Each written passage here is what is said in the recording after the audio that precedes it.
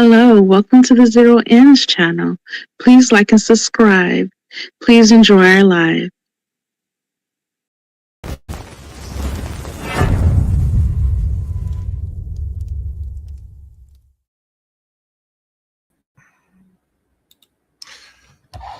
Zero ends. And the end might be near. Nah. All right, welcome guys. Welcome to this special live stream here on the Zero Ends channel. I am Zero Ends like always. You see the thumbnail, you see the title roughly. Make sure you subscribe to the Zero Ends channel. Leave comments to any videos, reactions, or just in general content here on the Zero Ends channel. I do make the time conscious effort to look at every like and video. Every like and every comment on every video that's done on this channel. Some days I'll respond, some days I might not respond, but nonetheless, your interaction matters in the better growth of this channel. The title, AI might be more dangerous and more powerful than most people realize. Or is it really powerful or dangerous? Now, as you know, I'm going to run a video by a mixed man from England. He does great content. You'll see the image, the video of himself. I don't have to go too much detail, the gentleman. And he had a conversation with the one and only, I gave you the man that was one of few, I guess, architects or godfather, what he is labeled in the field of artificial intelligence. Artificial intelligence. His name is Yoshua Bengio, I believe, or I am Gelflo. I get the names mixed up, but nonetheless, what the video do is talking. If you have any questions now, please, leave in the comment section. Let's begin. Bengio. You're, I hear, one of the 3 godfathers of AI. I also read that you're one of the most cited scientists in the world on Google Scholar. Actually, the most cited scientist on Google Scholar, and the first to reach 1 million citations. But I also read that you're an introvert. And it begs the question why an introvert would be taking the step out into the public eye to have conversations with the masses about their opinions on AI. Why have you decided to step out of your introversion into the public eye? Before he explains why he stepped out, I double checked. Yes, this man, Benji, is the most cited man on a lot of web blogs, websites, because his information, what he put out, is very informative and very catching. That a lot of people, if you're not familiar with this gentleman, you could look him up for yourself. Hold on. Oh, what's this? All right. So I gave you his name again because I did not give his name earlier, and I probably do double check, but Yoshua Bengio. I think that's what they pronounce him. So let me Yoshua Bengio. As I'm playing, I'm going to double check the site that the man is telling about. Let's go. Because I have to. Because since ChatGPT came out, I realized that we were on a dangerous path. And I needed to speak. I needed to raise awareness about what could happen, but also to give hope that there are some paths that we could choose in order to mitigate those catastrophic risks. You spent 4 decades building AI. Yes. And you said that you started to worry about the dangers after ChatGPT came out in 2023. Yes. What was it about ChatGPT that caused your mind to change or evolve? Before ChatGPT, most of my colleagues and myself thought it would take many more decades before we would have machines that actually understand language. Alan Turing, founder of the field in 1950, thought that once we have machines that understand language, we might be doomed because they would be as intelligent as us. He wasn't quite right, So we have machines now that understand language, but they lag in other ways, like planning. So they're not, for now, a real threat, but they could in a few years or a decade or two. So it is that realization that we were building something that could become potentially a competitor to humans, or that could be giving huge power to whoever controls it and destabilizing our world, threatening our democracies. All of these scenarios suddenly came to me in the early weeks of 2023, and I realized that I had to do everything I could about it. Is it fair to say that you're one of the reasons that this software exists? You amongst others? Amongst others, yes. I'm fascinated by the cognitive dissonance that emerges when you spend much of your career working on creating these technologies. From what it's been revealed, the guy said most citation or cited person. It looks to me that is actually an error. He is not the most cited person on here. The only person that's more cited since the man brought it up is, who's the most cited researcher or cited is Michael Falcon, philosopher, 1.2 to 1.5 million citations. So I don't think Benji's on this list. All right, so maybe it's in technology. Anyhow, we're not going to it. Let's keep going. Or understanding them and bringing them about, and then you realize at some point that there are potentially catastrophic consequences, and how you kind of square the two thoughts. It is difficult. It is emotionally difficult. And I think for many years, I was reading about the potential risks. I had a student who was very concerned, but I didn't pay much attention. And I think it's because I was looking the other way. And it's natural. It's natural when you want to feel good about your work. We all want to feel good about our work. So I wanted to feel good about all the research I had done. I was enthusiastic about the positive benefits of AI for society. So when somebody comes to you and says, oh, the sort of work you've done could be extremely destructive, there's sort of unconscious reaction to push it away. But what happened after ChatGPT came out is really another emotion that countered this emotion. And that other emotion was the love of my children. I realized that it wasn't clear if they would have a life 20 years from now, if they would live in a democracy 20 years from now. And now I'm not sure what the man's meaning about democracy.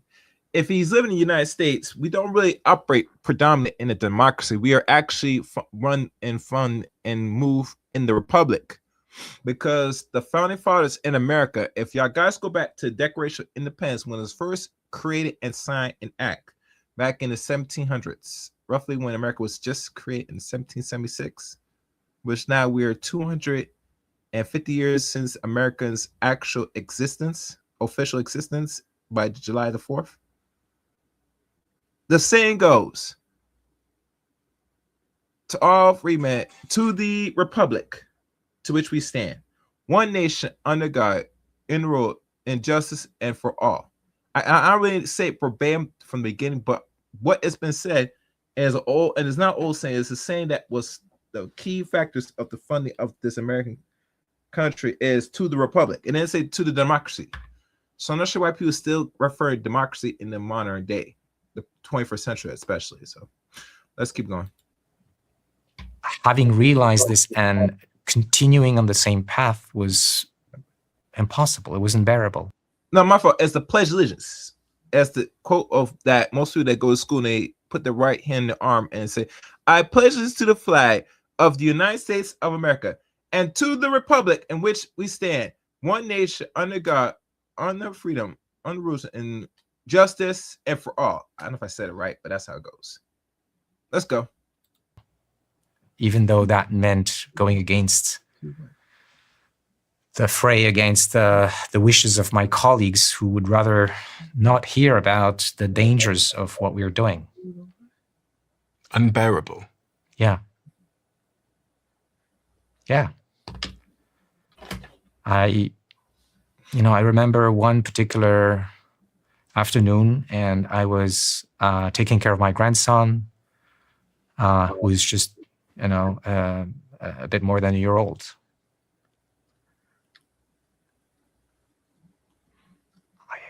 How could I not take this seriously? Our children are so vulnerable.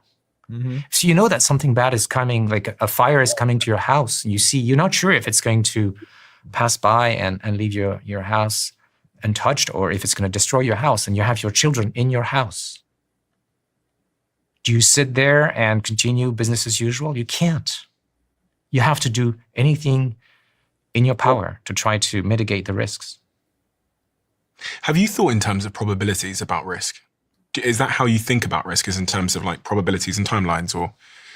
Of course, but I have to say something important here. This is a case where previous generations of scientists have talked about a notion called the precautionary principle. So what it means is that if you're doing something, say a scientific experiment, and it could turn out really, really bad, like people could die, some catastrophe could happen, then you should not do it. Mm-hmm. For the same reason, there are experiments that scientists are not doing right now. We're not playing with the atmosphere to try to fix climate change, because we might create more harm than actually fixing the problem. We are not creating new forms of life that could, destroy us all, even though it's something that is now conceived by biologists, because the risks are so huge. But in AI, it isn't what's currently happening. We're taking crazy risks. But the important point here is that even if it was only a 1% probability, let's say, just to give a number, even that would be unbearable, would be unacceptable. Like a 1% probability that our world disappears, that humanity disappears, or that a worldwide dictator takes over thanks to AI. These sorts of scenarios are so catastrophic that even if it was 0.1%, it would still be unbearable. And in many polls, for example, of machine learning researchers, the people who are building these things, the numbers are much higher. Like we're talking more like 10% or something of that order, which means we should be just paying a whole lot more attention to this than we currently are as a society. There's been lots of predictions over the centuries about how certain technologies or new inventions would cause some kind of existential threat to all of us. So a lot of people would rebuttal the risks here and say this is just another example of change happening and people being uncertain, so they predict the worst and then everybody's fine. Why is that not a valid argument in this case, in your view? Why is that underestimating the potential of AI? There are two aspects to this. Experts disagree, and they range in their estimates of how likely it's going to be from tiny to 99%. So that's a very large bracket. So if, let's say I'm not a scientist, and I hear the experts disagree among each other, and some of them say it's very likely, and some say, well, maybe, it's plausible, 10%, and others say, oh no, it's impossible, or it's so small. Well, what does that mean? It means that we don't have enough information to know what's going to happen, but it is plausible that one of the more pessimistic people in the lot are right, because there is no argument that either side has found to deny the possibility. I don't know of any other existential threat that we could do something about that has these characteristics. Do you not think at this point we're kind of just, the train has left the station? Because when I think about the incentives at play here, When I think about the geopolitical, the domestic incentives, the corporate incentives, the competition at every level, countries racing each other, corporations racing each other, it feels like we're now just going to be a victim of circumstance to some degree. I think But the question should be asked to the people that developed this technology, because this technology has been around since the 50s. So we're looking at roughly 75 to 76 years ago since the first innovation of what's called artificial intelligence came to the scene. And as y'all remember, the 50s is where, and this is the UK, as you can tell from the video, but here in the West was America's heydays, glory days. The 50s actually was actually the most promising years of America. If you think about it, it was actually the height of America, 1950s. And in that same decade, a lot of things came in innovation came in and has taken off. And one of them was artificial intelligence. For those that know.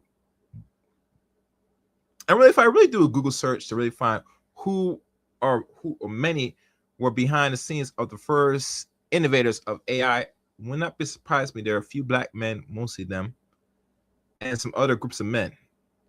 But we could say predominantly because a lot of people were innovating our stuff. Then I could put a face of who really came up with it, in my opinion. But that's fruit for thinking.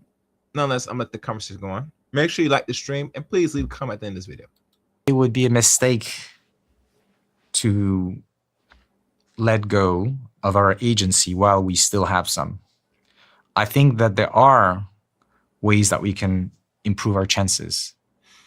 Despair is not going to solve the problem. There are things that can be done. We can work on technical solutions. That's what I'm spending a large fraction of my time. And we can work on policy and public awareness and societal solutions. And that's the other part of what I'm doing, right? Let's say that something catastrophic would happen, and you think there's nothing to be done, but actually there's maybe nothing that we know right now that gives us a guarantee that we can solve the problem.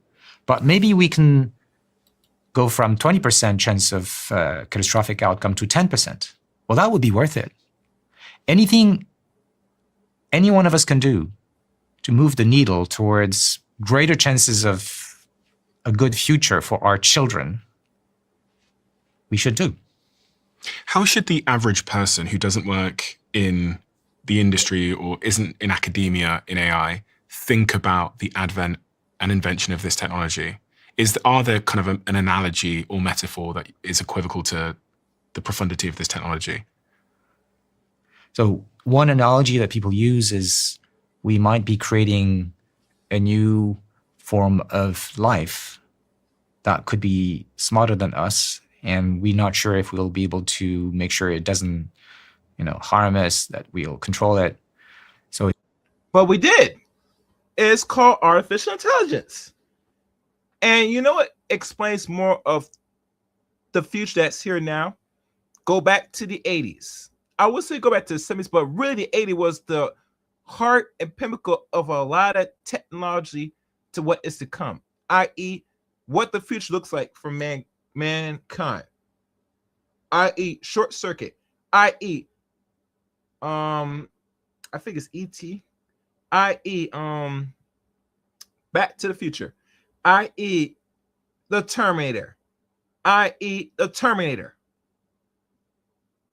and other high technology movies, which I'm going to give you the list right now of all the movies that based on robotics and stuff. I'm going to give you in a second. But this was all discussed during the 80s, not 60s or 70s, 1980s. Let that sink in, guys. Just let that sink in. Let's go. It would be like creating a new species that could decide to do good things or bad things with us. So that's one analogy, but obviously it's not biological life. Does that matter? In my scientific view, no. I don't care about the definition one chooses for, some system. Is it alive or is it not? What matters is it going to harm people in ways? Is it going to harm my children? I'm coming to the idea that we should consider alive any entity which is able to preserve itself and working towards preserving itself in spite of the obstacles on the road. We are starting to see this. We're starting to see AI systems that don't want to be shut down, that are resisting being shut down. And right now, of course, we can shut them down. But if they continue to go in the direction of more and more intelligence and capability, and they continue to have this drive to live, we could be in trouble. When you say AI systems that don't want to be shut down and are resisting attempts to shut them down, can you give me some examples of this? Yes. I assume people have been experimenting with chatbots, right?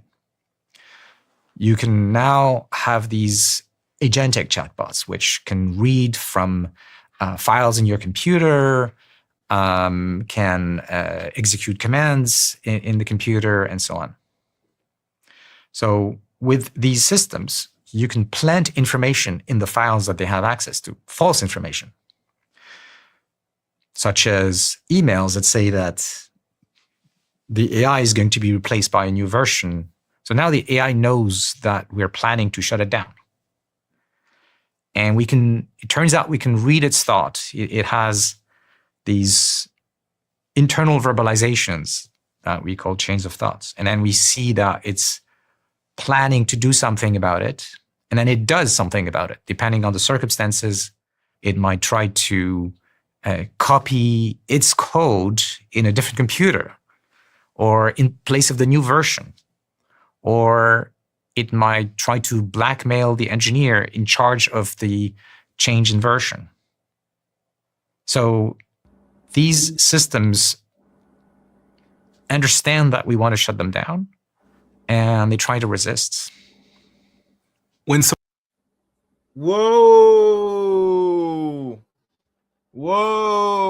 that is not something to fuck with. Yo. Now imagine they did this with a with a humanoid or android. I'm telling you right now, people, if you buy it, and listen, Elon Musk is already in process to, I'm not sure when they're gonna be available to the public, having what they call a humanoid, an actual droid, i.e. iRobot effect that came out in 2004. And I think iRobot, now I think about it, was some of 2024. Matter of fact, let me look at the year when the actual iRobot film actually came out. Oh yeah, and I forgot RoboCop. Yep, RoboCop's another one. I know Blade Runner. I didn't remember that.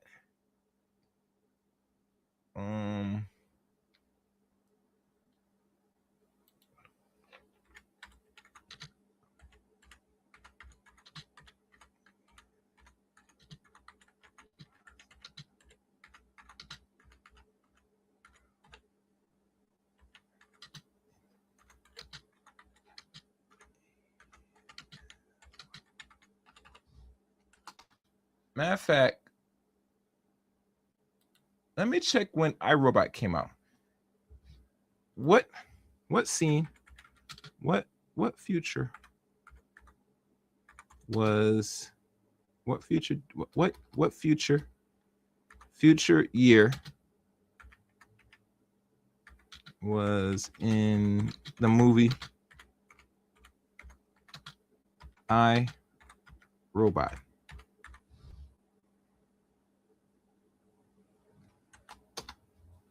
Let's take a look at that. I think it was around 2020s, roughly. If my math is right, I could be wrong, but I knew. Oh, my fault. 2035. That's 9 years from now. Highly advanced humanoid robots are integrated into everyday life. IE systems handle transportation, policy, and personal assistance. Society largely trusts machines until things start to go wrong. 2035. Rock now on that date, guys. That is another decade to come. We are in the AI status of things. This is the AI decade. In the next decade, less than 5 years from now, officially, you're going to see actual human robots into everyday living. So you're not going to see that for like another 6-7 years, roughly. Roughly, I would say at best in the next, I'm doing math. In the next 6 years, you should be seeing actual humanoids officially in every place known to man. Let that sink in. Let that sink in. Let's continue. Someone hears that, and with knowledge of how previous technology was built, I immediately think, well, who put that in the code? Unfortunately, we don't put these things in the code. That's part of the problem. The problem is we grow these systems by giving them data and making them learn from it. Now, a lot of that training process boils. And guys, I'm going to give you a little insight of data because I have a book that deals with AI and how it really is working. Down to imitating people, because they take all the text that people have written, all the tweets and all the Reddit's comments and so on, and they internalize the kind of drives that humans have, including the drive to preserve oneself and the drive to have more control over their environment so that they can achieve whatever goal we give them. It's not like normal code. It's more like you're raising a baby tiger and you feed it, you let it experience things. Sometimes, it does things you don't want. It's okay, it's still a baby, but it's growing. So when I think about something like ChatGPT, is there like a core intelligence at the heart of it, like the core of the model that is a black box? And then on the outsides, we've kind of taught it what we want it to do. How does it? It's mostly a black box. Everything in the neural net is essentially a black box. Now, the part, as you say, that's on the outside is that we also give it verbal instructions. We type, these are good things to do, these are things you shouldn't do. Don't help anybody build a bomb, okay? Unfortunately, with the current state of the technology right now, it doesn't quite work. People find a way to bypass those barriers. So those instructions are not very effective. But if I typed how to help me make a bomb on ChatGPT now, it's not going to. Yes. So, and there are two reasons why it's going to not do it. One is because it was given explicit instructions to not do it, and usually it works. And the other is, in addition, there's an extra layer because that layer doesn't work sufficiently well. There's also that extra layer we were talking about. So those monitors, they're filtering the queries and the answers. And if they detect that the AI is about to give information about how to build a bomb, they're supposed to stop it. But again, even that layer is imperfect. Recently, there was a series of cyber attacks by what looks like an organization that was state-sponsored that has used Anthropic's AI system, in other words, through the cloud, right? It's not a private system. They're using the system that is public. And they used it to prepare and launch pretty serious cyber attacks. So even though Anthropic's system is supposed to prevent that, so it's trying to detect that somebody is trying to use their system for doing something illegal, those protections don't work well enough. Presumably they're just going to get safer and safer, though, these systems, because they're getting more and more feedback from humans. They're being trained more and more to be safe and to not do things that are unproductive to humanity. I hope so. But can we count on that? So actually, the data shows that it's been in the other direction. So since those models have become better at reasoning, more or less about a year ago, they show more misaligned behavior, like bad behavior that goes against our instructions. And we don't know for sure why, but one possibility is simply that now they can reason more. That means they can strategize more. That means... I found the movie, Not Quite Human. That's the one. That is the one. My memory served me right now. Now I remember what it was. Let me find this. This came out in 1989. So one thing I'm gonna do, I'm going to that's the movie I was looking for. Not Quite Human. Yeah, that's the one. Good for my... That movie's been buried. No one doesn't really know this exists. That's strange. Not Quite Human. Sorry. Jay Underwood, Kate Berlin, and late Alan Tickle kindly considered contributions. People did not know this exists. I remember the movie. Good. I'm surprised this movie does no longer exist. That movie was been buried for a good reason. I'm not sure why that is. Let me look that up. Oh, that's why. Still not quite. 1992 trailer. Still Not Quite Human. Hold on. Let me do this. It's Not Quite Human.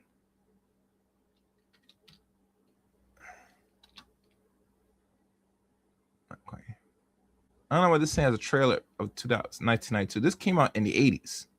Yeah, 1987. Yeah, I was right. 1987. But that was not even in the description through this AI, which I find that ironic. Let me make sure. Let me look at this. Yeah, it did not even talk about. I'm sorry, guys, for a monologue. If I continue playing, I looked it up and it did not mention this at all. It mentioned all the other movies. The most popular one was The Terminator. Second to that was Short Circuit, that had two movies of that. Terminator had one and had another one back in 1995, which took a whole decade. So yeah, Short Circuit came in one or two movies. And there's Daryl, I'm not sure what that is, in 1985, a boy who actually is a military AI experiment, escaped and lives as a human child. It deals with identity, it makes someone human, and ethics. I got to double check that one. Then there's Runaway of 1984, plays a cop hunting rogue robots. That's another one. And one of the Last Starfire came out 1984, and not to mention RoboCop is another one. So I'm gonna say Why Not Quite Human is about.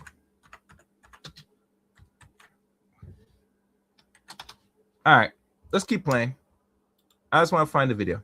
Let's go. If they have a goal that could be something we don't want, they're now more able to achieve it than they were previously. They're also able to think of unexpected ways of doing bad things, like the case of blackmailing the engineer. There was no suggestion to blackmail the engineer, but they found an email giving a clue that the engineer had an affair. And from just that information, the AI thought, aha, I'm going to write an email, and it did, to try to warn the engineer that the information would go public if the AI was shut down. It did that itself. Yes. So they're better at strategizing towards bad goals. And so now we see more of that. Now, I do hope that more researchers and more companies will invest in improving the safety of these systems. But I'm not reassured by the path on which we are right now. The people that are building these systems, they have children too. Yeah. Often. I mean, thinking about many of them in my head, I think pretty much all of them have children themselves. They're family people.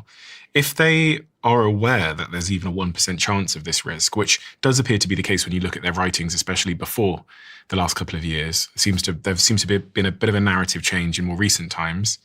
Why are they doing this anyway? That's a good question.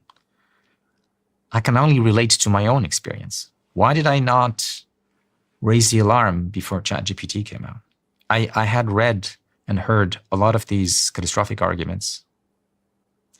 I think it's just human nature. We're not as rational as we'd like to think. We are very much influenced by our social environment, the people around us, our ego. We want to feel good about our work. We want others to look upon us, as doing something positive for the world. So there are these barriers. And by the way, we see those things happening in many other domains. And, in politics, why is it that conspiracy theories work? I think it's all connected. Our psychology is weak, and we can easily fool ourselves. Scientists do that too. They're not that much different. Just this week, the Financial Times reported that Sam Altman, who is the founder of ChatGPT, OpenAI, has declared a code red over the need to improve ChatGPT even more, because Google and Anthropic are increasingly developing their technologies at a fast rate. Code red. It's funny because the last time I heard the phrase code red in the world of tech was when ChatGPT first released their model, and Sergey and Larry, I heard, had announced code red at Google and had run back in to make sure that ChatGPT don't destroy their business. And this, I think, speaks to the nature of this race that we're in. Exactly. And it is not a healthy race for all the reasons we've been discussing. So what would be a more healthy scenario is one in which we try to abstract away these commercial pressures. They're in survival mode, right? And think about both the scientific and the societal problems. The question I've been focusing on is, let's go back to the drawing board. Can we train those AI systems so that by construction, they will not have bad intentions? Right now, the way that this problem is being looked at is, we're not going to change how they're trained because it's so expensive and, we spend so much engineering on it.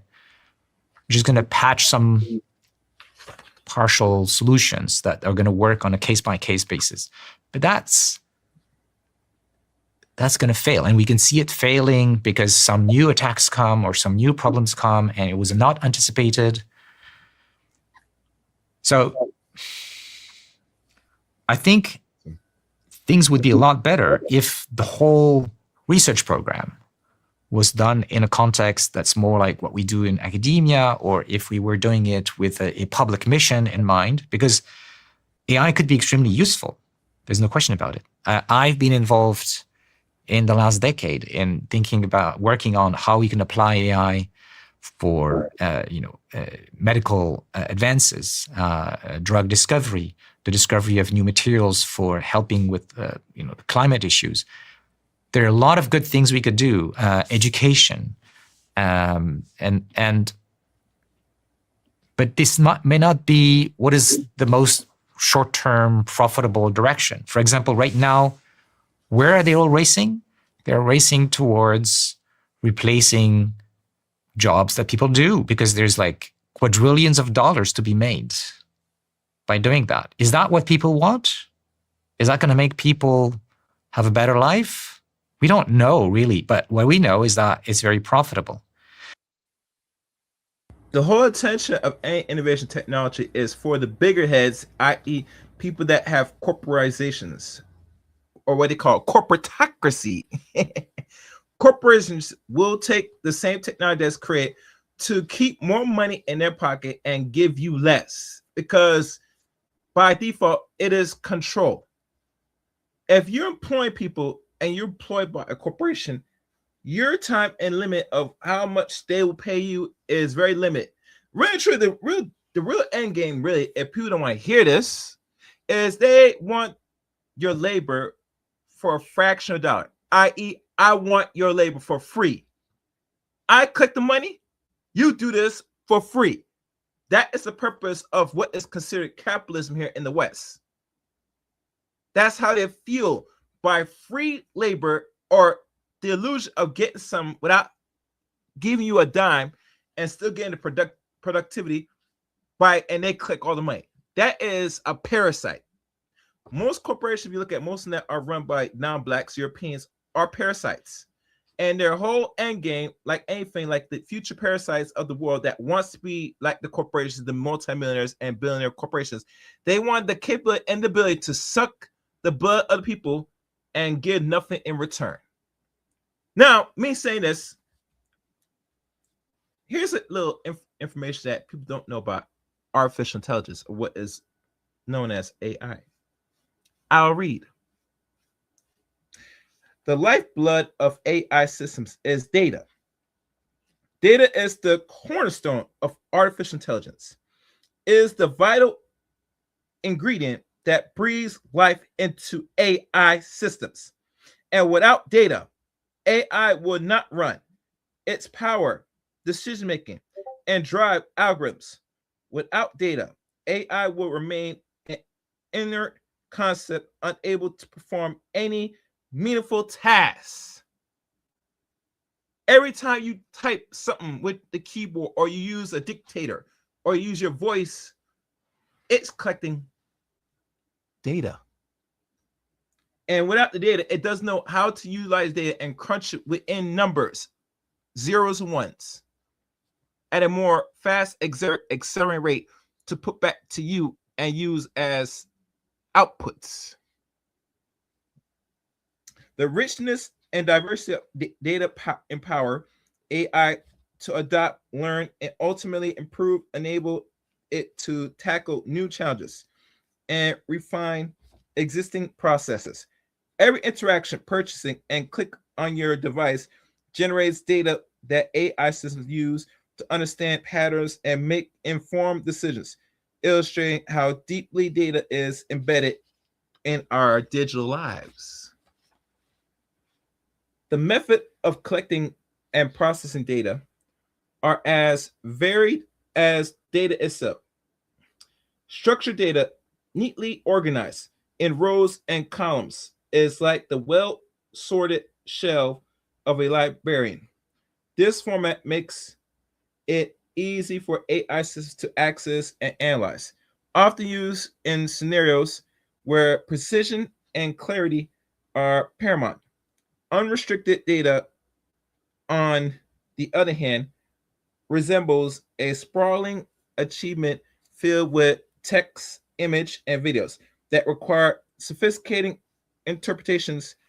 Technical data wrangling and processing becomes central here at their transform raw data into a usable format, stripping away noisy and ensuring consistency. This malicious preparation is comparable to a chief selecting and preparing the best ingredients before crafting a dish, ensuring the final product is flawless and decision. Just like the ingredients for the dish, the data is only as good as the quality of the information that puts in it. Qualities is the what they call Lipton of efficient data use. Highly quality data accuracy, complete and consistent forms of the backbone of reliable efficiencies. AI system inaccuracy or incomplete data can lead to flawless predictions and misguiding decisions, much like using a faulty map to traverse unfamiliar terrains. Ensuring high quality data involving rigorous verifications and validations process where each data points in scrutinized for reliability and consistency across data. Further enhance the system's ability to learn and predict accurate, providing a stable foundations for AI algorithms to build upon this attention. The detail verifies that AI systems are functionally powerful and trustworthy. 1 second.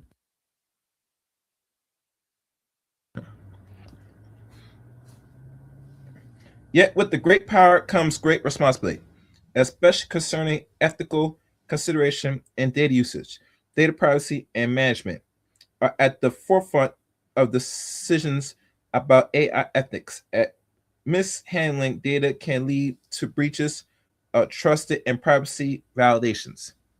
Stanford University reports that AI presents the same risk that we already been facing with the growth of online shopping. And if you notice, online shopping did not really start to really kick off going on 21 years ago in 2005. The first online purchase was I forgot what was purchased online, but it happened in 2005.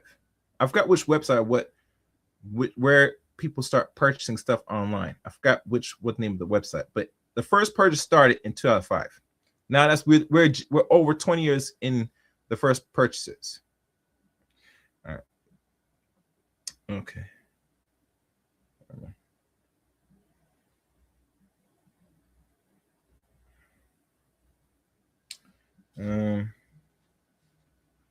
Let's see.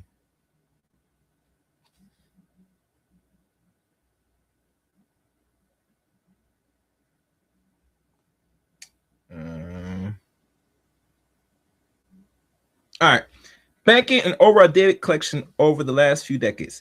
But the present day difference is that AI pose this risk on a much larger scale. Miller, 2024, law and regulations such as GDPR in Europe set stringent standards for data protection, mandating transparency and accountability, and data collection and usage. International Trade Administration, ND.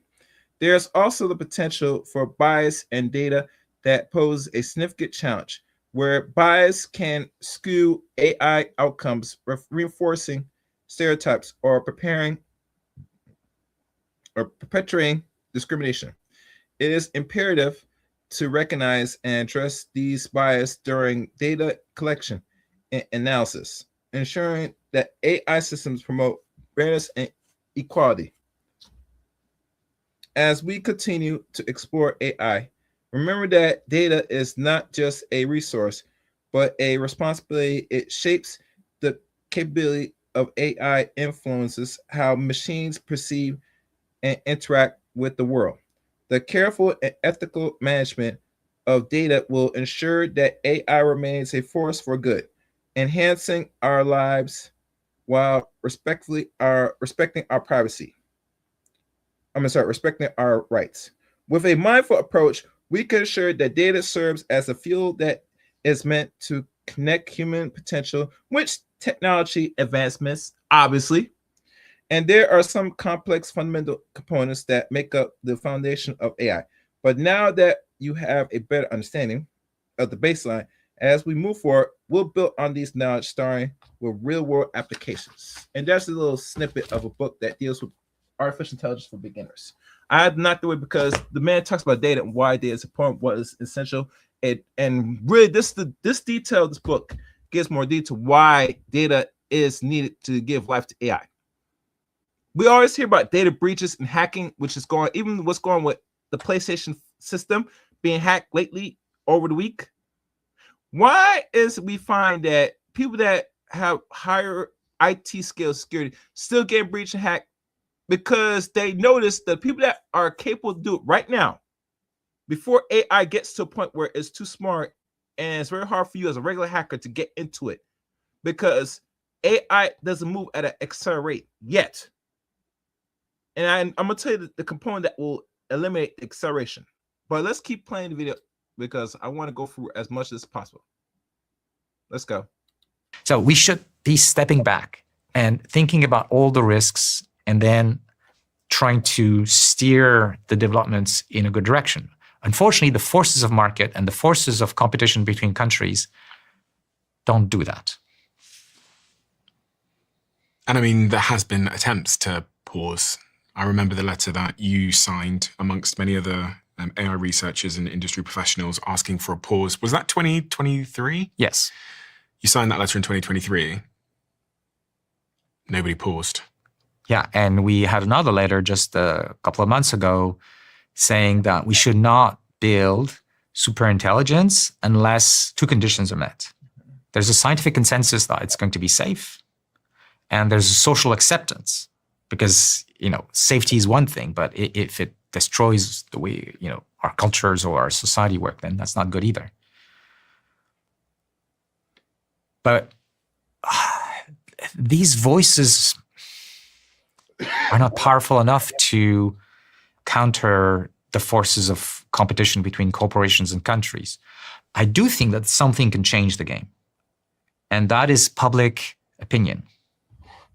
Okay. That is why I'm spending time with you today. That is why I'm spending time explaining to everyone what is the situation, what are the plausible scenarios from a scientific perspective. That is why I've been involved in chairing the International AI Safety Report, where 30 countries and about 100 experts have worked to synthesize the state of the science regarding the risks of AI, especially the frontier AI, so that policymakers would know the facts outside of the commercial pressures and the discussions that are not always very serene that can happen around AI. In my head, I was thinking about the different forces as arrows in a race, and each arrow, the length of the arrow represents the amount of force behind that particular incentive or that particular movement. And the sort of corporate arrow, the capitalistic arrow, the amount of capital being invested in these systems, hearing about the tens of billions being thrown around every single day into different AI models to try and win this race is the biggest arrow. And then you've got the sort of geopolitical US versus other countries versus the US. That arrow is really, really big. That's a lot of force and effort and reason as to why that's going to persist. And then you've got these smaller arrows, which is, the people warning that things might go catastrophically wrong. And maybe the other small arrows like public opinion turning a little bit and people getting more and more concerned about. I think public opinion can make a big difference. Think about nuclear war. Yeah. In the middle of the Cold War, the US and the USSR ended up agreeing to be more responsible about these weapons.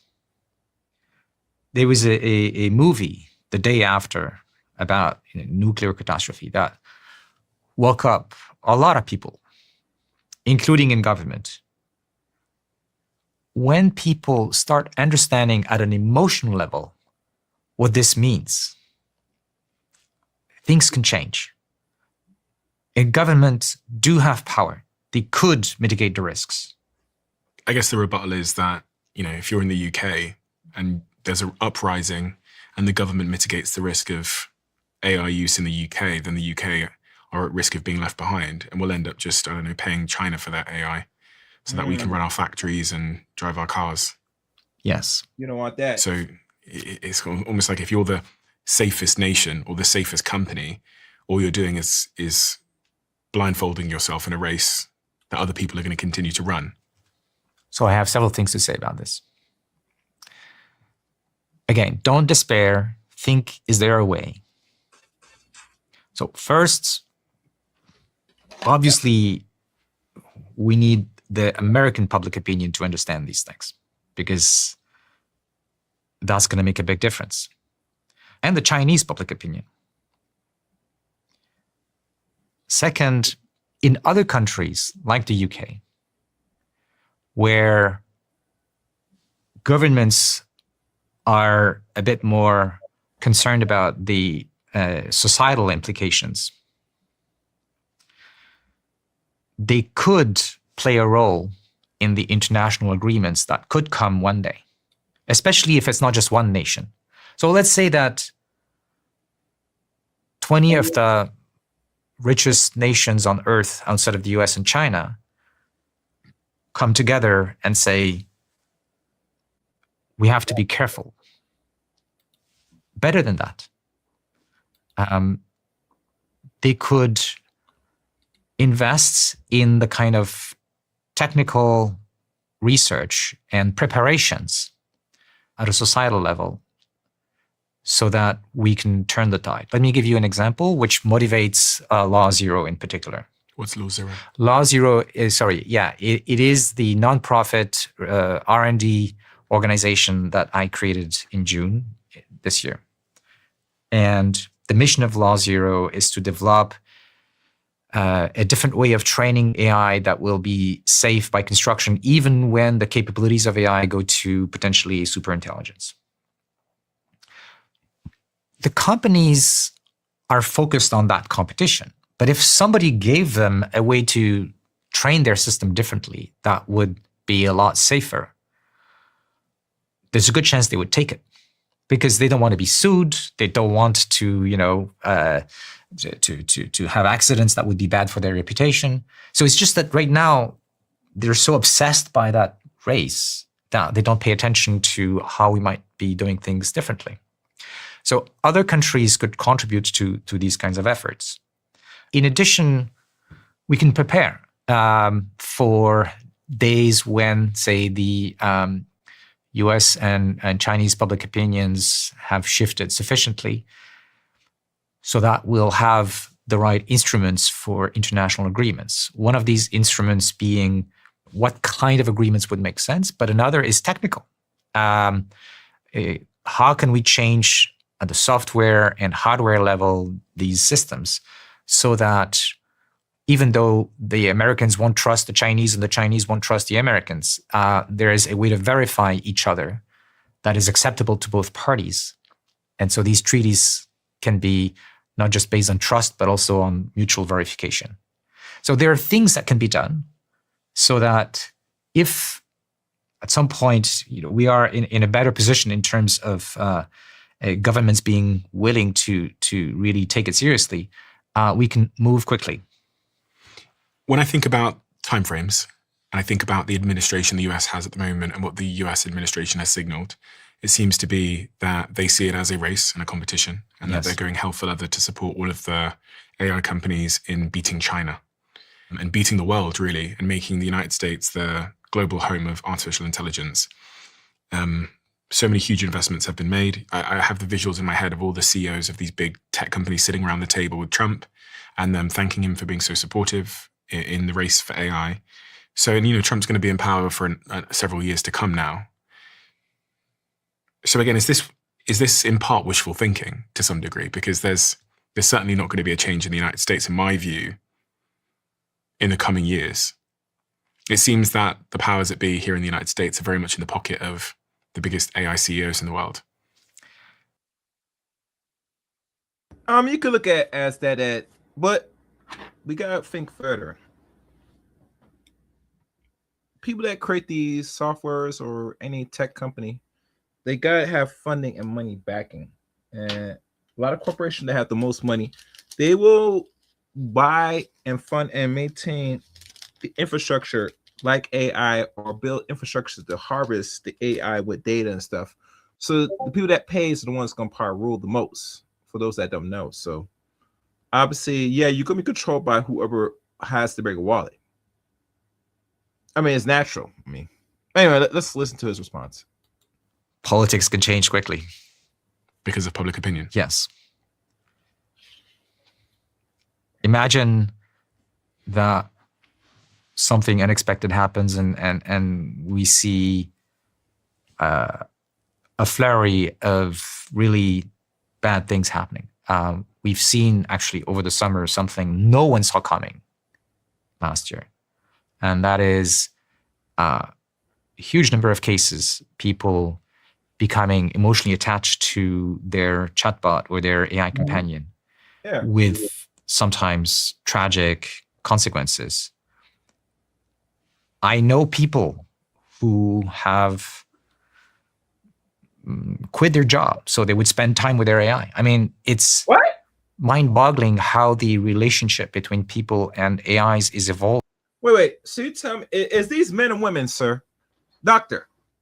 Bengio, Bengio, is these women quitting their jobs to be with a AI bot as friend companion? Because I don't see no men quitting their 9 to 5 and not making no money just to sit on this computer all day talking to some artificial intelligence machine.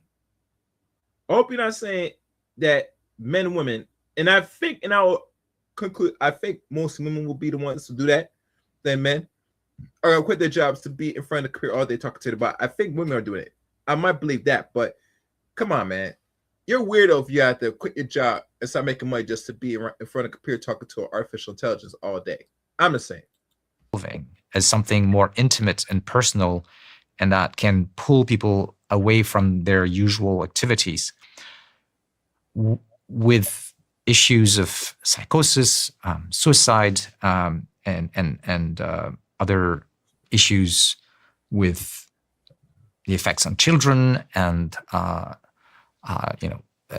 sexual imagery from children's bodies.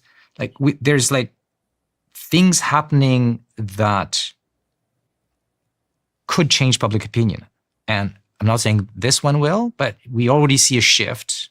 And by the way, across the political spectrum in the US because of these events. So as I was saying, we can't really be sure about how public opinion will evolve, but I think we should help educate the public and also be ready for a time when the governments start taking the risk seriously. One of those potential societal shifts that might cause public opinion to change is something you mentioned a second ago, which is job losses. Yes. I've heard you say that you believe AI is growing so fast that it could do many human jobs within about 5 years. You said this to FT Live.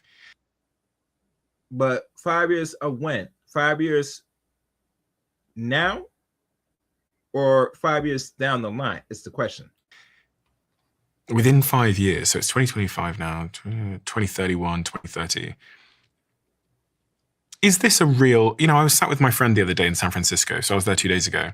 And the one thing, he runs this massive tech accelerator there where lots of technologists come to build their companies. And he said to me, because the one thing I think people have underestimated is the speed in which jobs are being replaced already. And he says he sees it. And he said to me, he said, while I'm sat here with you, I've set up my computer with several AI agents who are currently doing the work for me. And he goes, I set it up because I know I was having this chat with you, so I just set it up and it's going to continue to work for me. He goes, I've got 10 agents working for me on that computer at the moment. And he goes, people aren't talking enough about the real job loss because it's very slow and it's kind of hard to spot amongst typical, I think, economic cycles. It's hard to spot that there's job losses occurring. What's your point of view on this? Yes. There was a recent paper, I think, titled something like The Canary in the Mine, where we see on specific job types like young adults and so on, we're starting to see a shift that may be due to AI, even though on the average aggregate of the whole population, it doesn't seem to have any effect yet. So I think it's plausible we're going to see in some places where AI can really take on more of the work. But in my opinion, it's just a matter of time.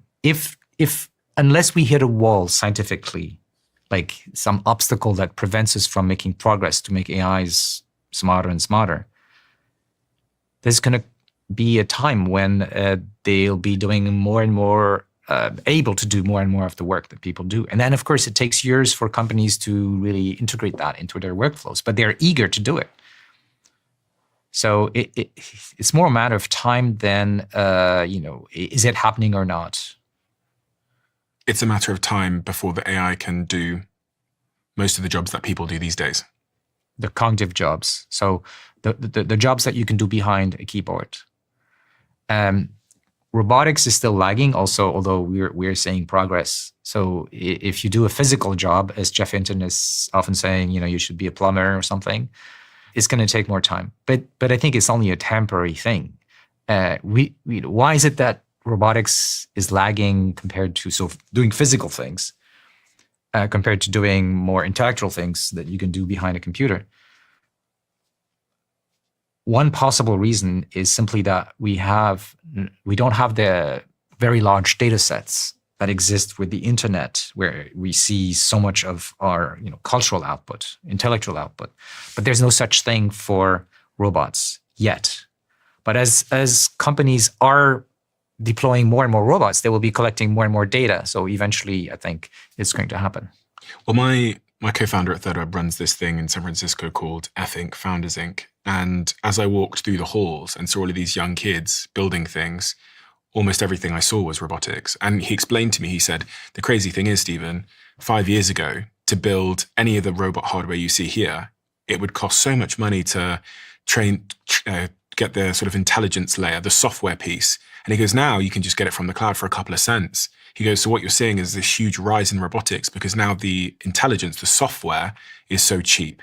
And as I walked through the halls of this accelerator in San Francisco, I saw everything from this machine that was making personalized perfume for you, so you don't need to go to the shops, to an arm in a box that had a frying pan in it that could cook you your breakfast because it has this robot arm and it knows exactly what you want to eat. So it cooks it for you using this robotic arm and so much more. Yeah. And he said, what we're actually seeing now is this boom in robotics because the software is cheap. And so when I think about Optimus and why Elon has pivoted away from just doing cars and is now making these humanoid robots, it suddenly makes sense to me because the AI software is cheap now. And by the way, going back to the question of catastrophic risks, an AI with bad intentions could do a lot more damage if it can control robots in the physical world. If it can only stay in the virtual world, it has to convince humans to do things that are bad. And AI is getting better at persuasion in more and more studies. But it's even easier if it can just hack robots to do things that would be bad for us.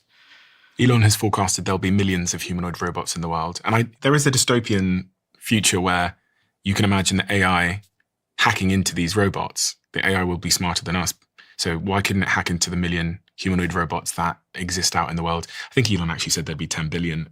I think at some point he said there'd be more humanoid robots than humans on Earth.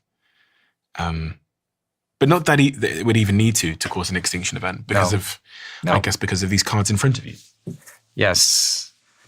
So that's for the national security risks that are coming with the advances in AIs. C in CBRN, standing for chemical or chemical weapons. So we already know how to make chemical weapons, and there are international agreements to try to not do that.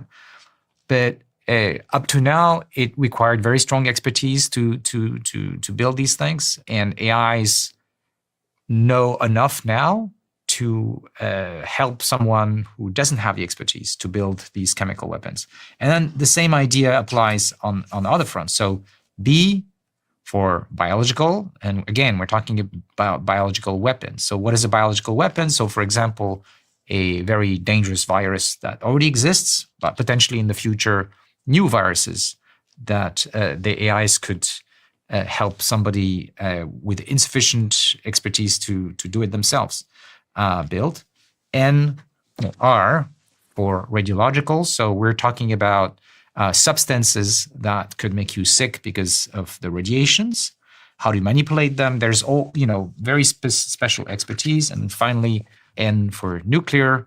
The recipe for building a bomb, a nuclear bomb, is something that could be in our future.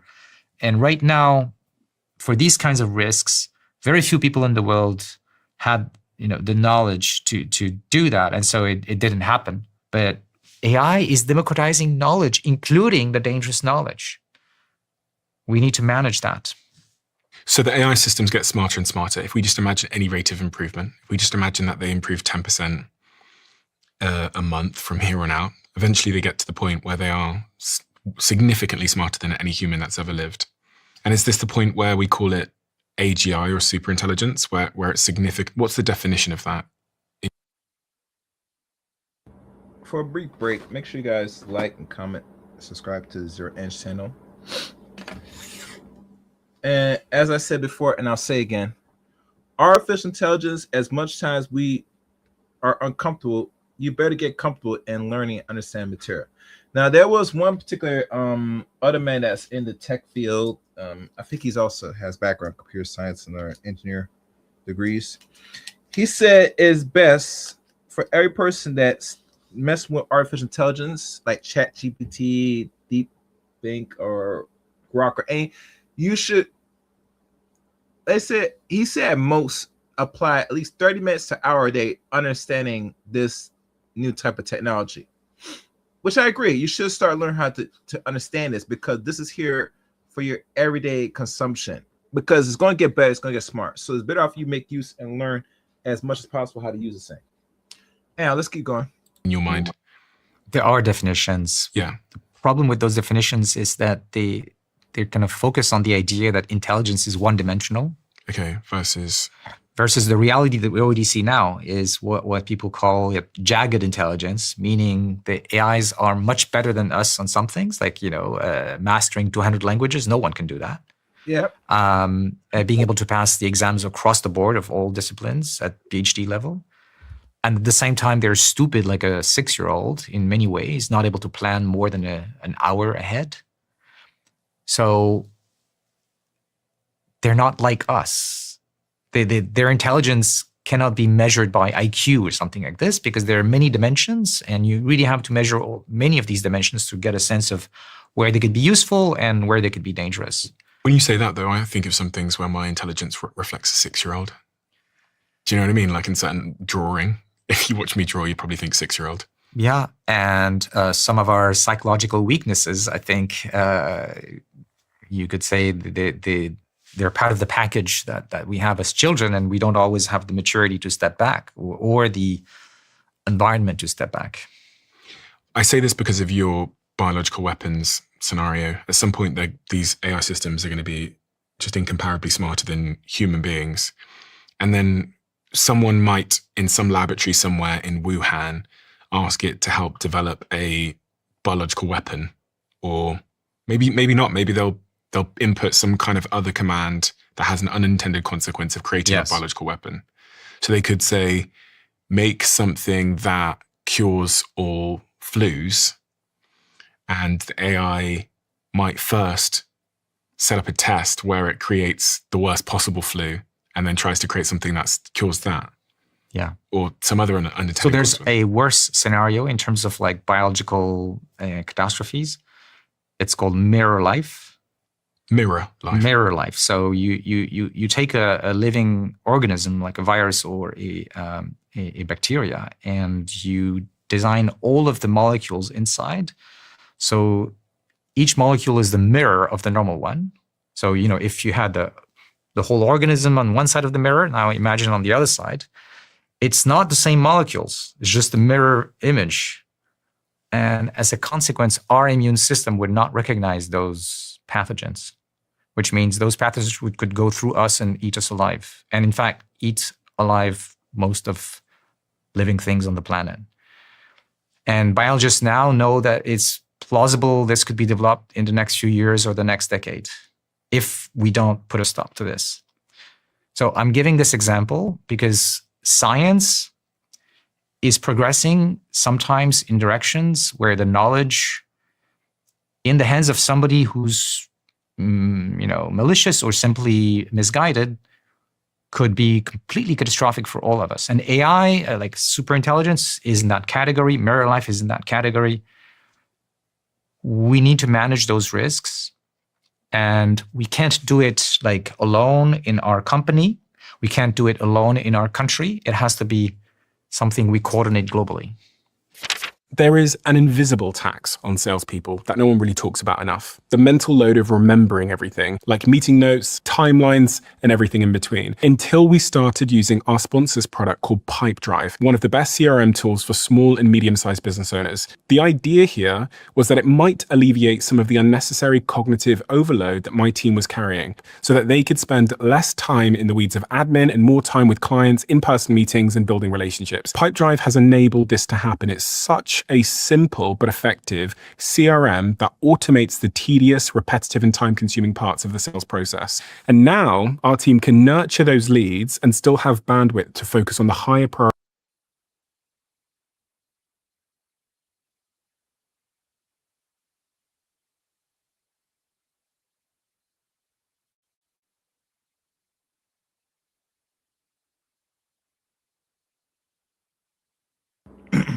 I don't know, it was like a commercial, so let us run a little bit before I continue. Pipe driven, what's this? Pipedrive has a name. Oh, some new software brothers promote. That's what's up. I like this. I like the software. That's what's up. That's what's up. So the advice I give you guys is this would probably help go further to not be afraid but understand artificial intelligence. And you have to use like anything else and build your muscles so you get better understanding.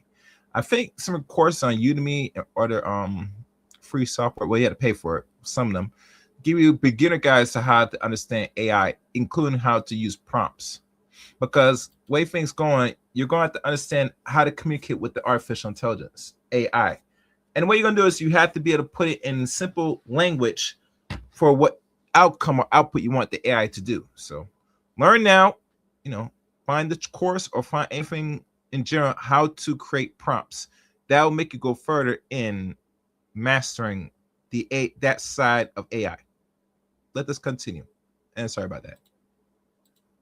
Of all the risks, the existential risks that sit there before you on these cards that you have, but also just generally, is there one that you're most concerned about in the near term? I would say there is a risk that we haven't spoken about and doesn't get to be discussed enough, and it could happen pretty quickly. And that is the use of advanced AI to acquire more power.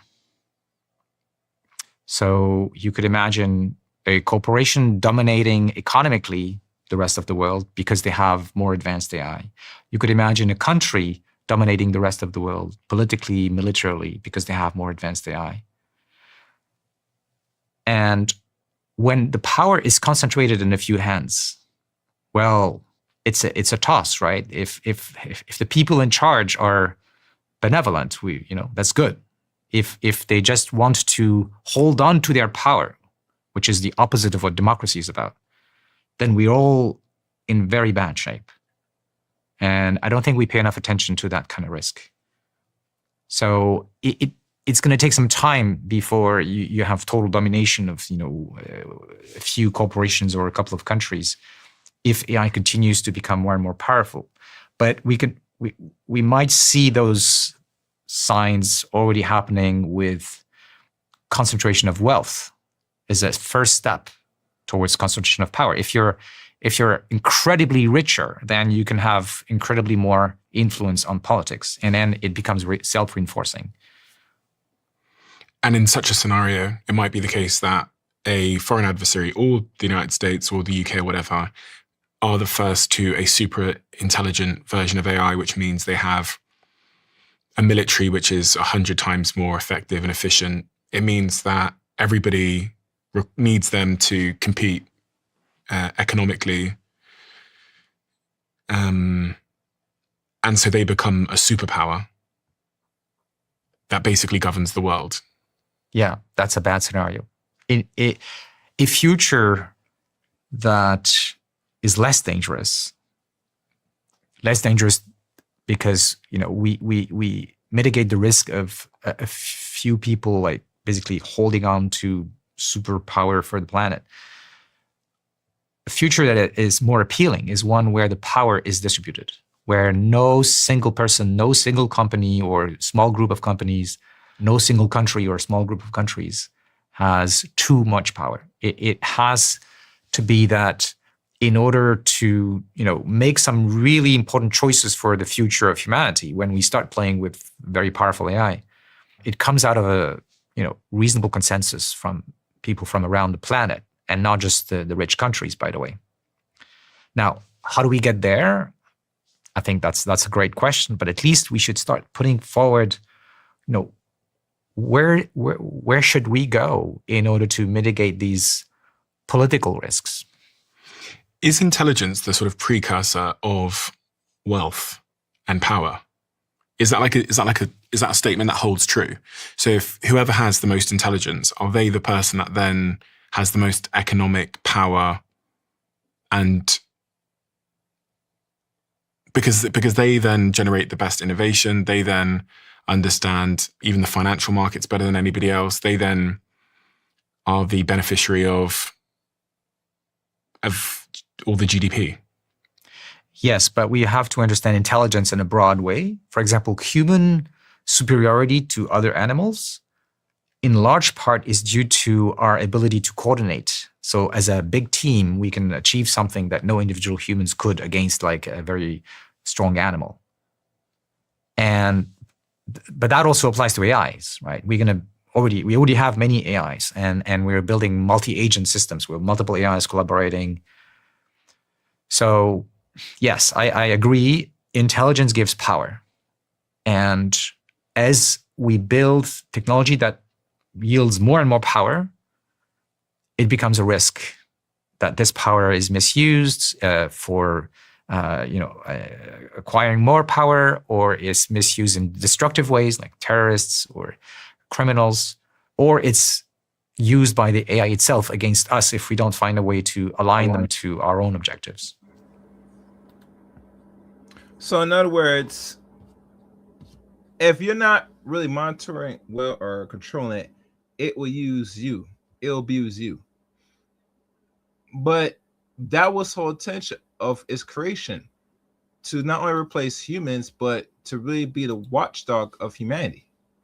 But those that don't know, I mean, I don't like anything artificial watching over us, but that's what it's created to do. Because last time I checked, mankind cannot be trusted. Corporations can't be trusted. So what is the best thing to really decide the fate of humanity? They let computerization, robotics take over, in my opinion. So let's keep going. I mean, the reward's pretty big then. The reward to finding solutions is very big. It's our future that is at stake. And it's going to take both technical solutions and political solutions.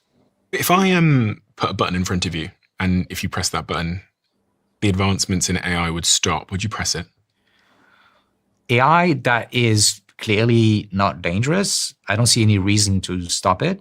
But there are forms of AI that we don't understand well and could overpower us, like uncontrolled superintelligence. Yes, if we have to make that choice, I think I would make that choice. You would press the button. I would press the button because I care about my children, and for many people, like, they don't care about AI. They want to have a good life.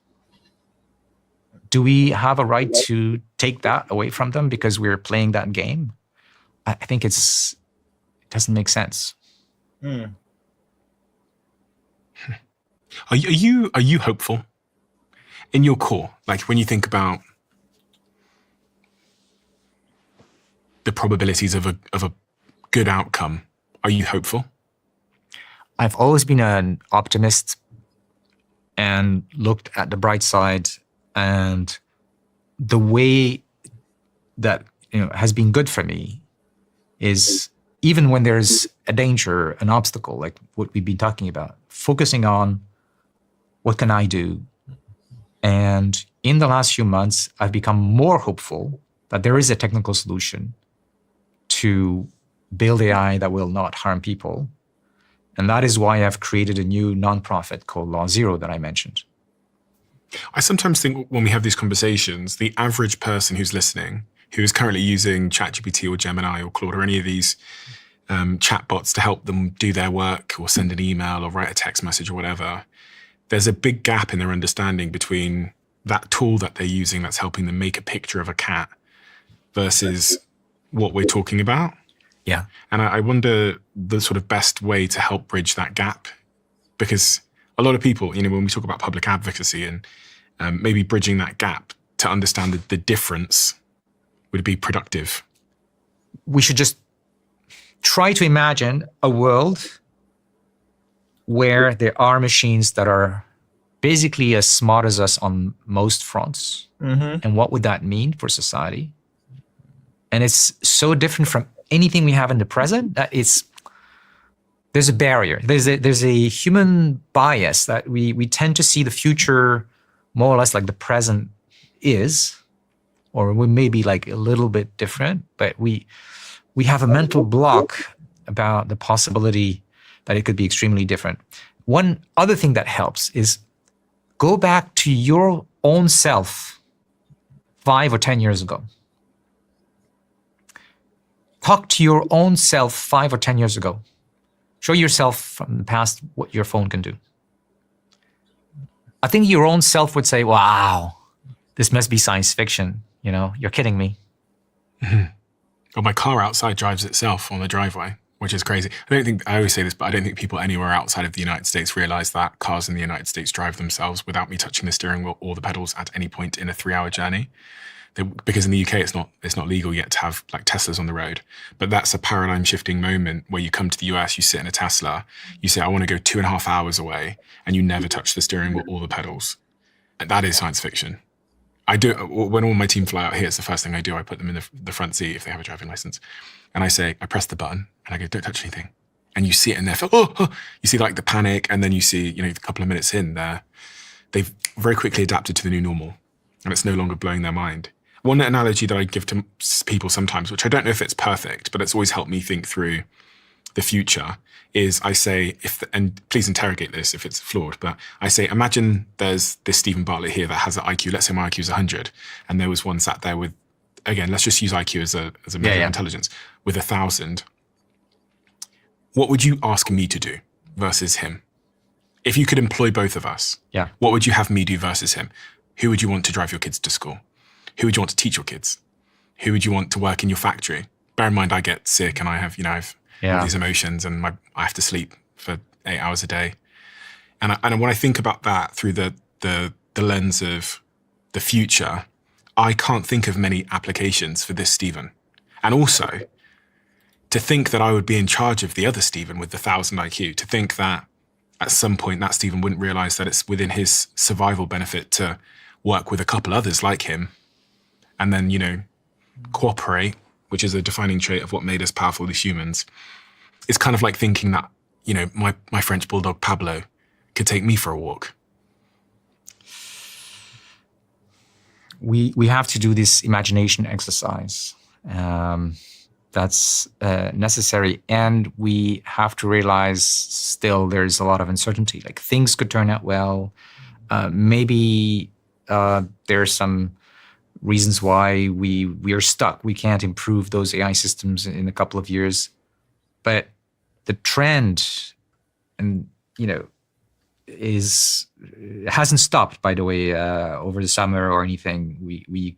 We see different kinds of innovations that continue pushing the capabilities of these systems up and up. How old are your children? They're in the early 30s. Early 30s. But my emotional turning points. And I pause again. Make sure you guys like, comments, and subscribe. And I feel for the gentleman, the good doctor, coming out of his bubble to really have this discussion and his greatest fear. But like anything you create in life, there's always a great fear if you're really in control. And I think a lot of people that if they're in the innovation stage of creating things for humanity, there's always a reward, consequence, and the fear of the unknown, what is possibly or dangerous once this thing is out in the public. And personally, and how I see things, yes, this creation could lead to the downfall of humanity. But then again, there is nothing rewarding when there's no such thing as innovation of what is we call continuation of the species. And technology is one of the fuels or driving tool of furthering the species. So, if it does destroy us, it's something that man has created to further his progression in his realm of human or the world or what we call existence. Let's continue. Was with my grandson. Mm-hmm. He's now 4. There's something about our relationship to very young children that goes beyond reason in some ways. And by the way, this is a place where also I see a bit of hope on the labor side of things. Like, I would like my young children to be taken care of by a human person. Okay. Even if their IQ is not as good as the best AIs. Mm-hmm. By the way, I think we should be careful not to get on the slippery slope in which we are now to develop AI that will play that role of emotional support. I think it might be tempting, but it's something we don't understand. Humans feel the AI is like a person, and AIs are not people. So there's a way in which something is off, which can lead to bad outcomes, as we've seen. It also means we might not be able to pull the plug if we have to one day, because we have developed an emotional relationship with those AIs. Our society, our psychology has evolved for interaction between humans, and we're bringing into this game those entities.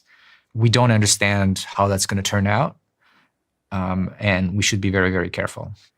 One of the big use cases at the moment of these tools like ChatGPT is therapy. Yeah. A lot of people are using it as a therapist. So many startups, as an investor, I've seen so many startups pitch to me that they're building the AI therapy chatbot, which is going to help you if you're depressed or anxious or whatever else, or if you're going through heartbreak or whatever it might be. It seems like a very obvious application of this technology, because therapy is expensive. So if I can get it, a therapist that can speak to me like, this. Hello. Hello.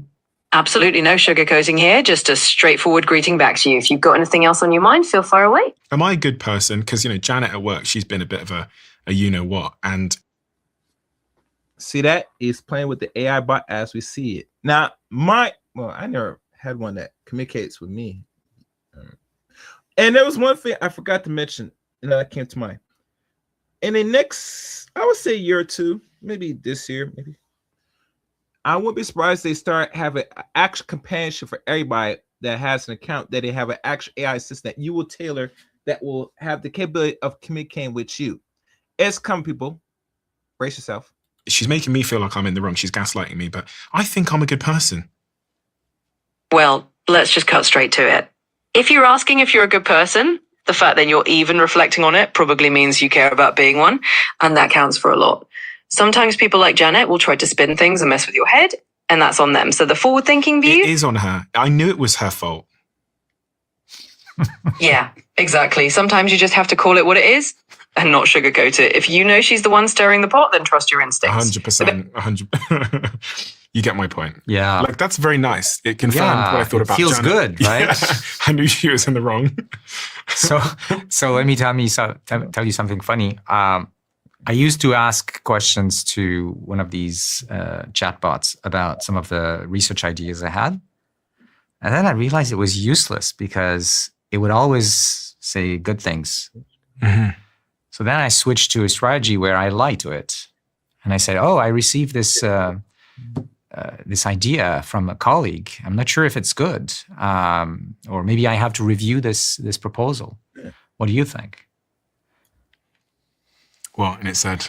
Well, so now I get much more honest responses. Otherwise, it's all like perfect and nice and it's going to work. And if it knows it's you, if it knows it's me, it wants to please me, right? If it's coming from someone else, then to please me, because I say, I want to know what's wrong in this idea, then it's going to tell me the information it wouldn't.